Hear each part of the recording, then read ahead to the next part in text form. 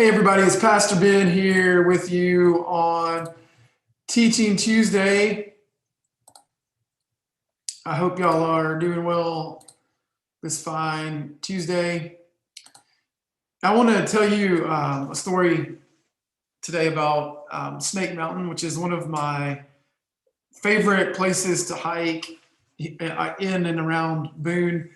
One of the first hikes that I did when we moved here a while back, and a couple things to know about Snake Mountain. It's on private land, but apparently whoever owns it is fine with folks hiking up to it. And it's also one of the highest peaks in Watauga County, I think second only to Grandfather Mountain. So it's not an easy hike. There's also several ways of ascending to the top of Snake Mountain.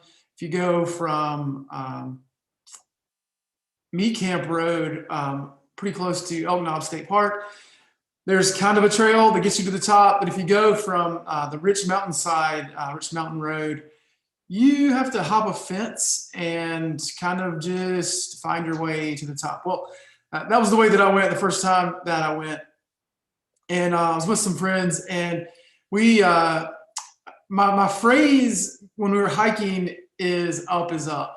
Because I mean, I knew, like, if you're going up the mountain, you're going to end up at the top, right? This is just physics. Up is up. Well, so we get to the top, and it's an amazing view, and it's time to come back down. Well, I just assumed that if up is up, then down is down. But let me just tell you, down is not down. Yes, you will get down the mountain if you just go down wherever you want to go.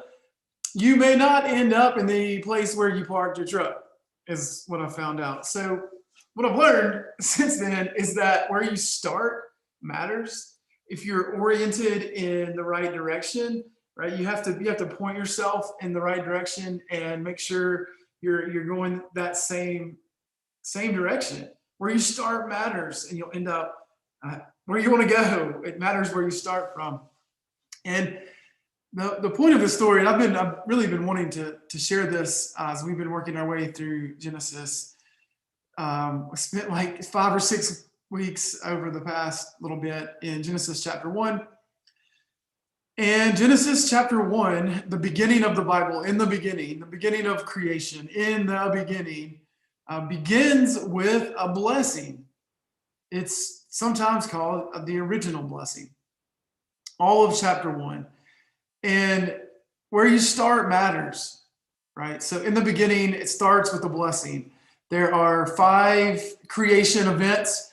And then on the 6th, those 5 creation events, God surveys what has happened and says, this is good. And then on the 6th creation event, in which humans are created, God says, very good. So there's at least 6 blessings taking place in this first part of Genesis. A blessing from God who exists in Trinity and exists in loving relationship, self-giving, self-deferring relationship, and then blesses everything that has been created and calls it good and very good. So where you start matters. Genesis doesn't start with sin. We don't even see this word sin until Genesis chapter 3. But for some reason, over the centuries, the church has adopted this doctrine of original sin, and where you start matters. If you start with thinking that humanity is bad, guess where you're going to end up? In violence, in destruction.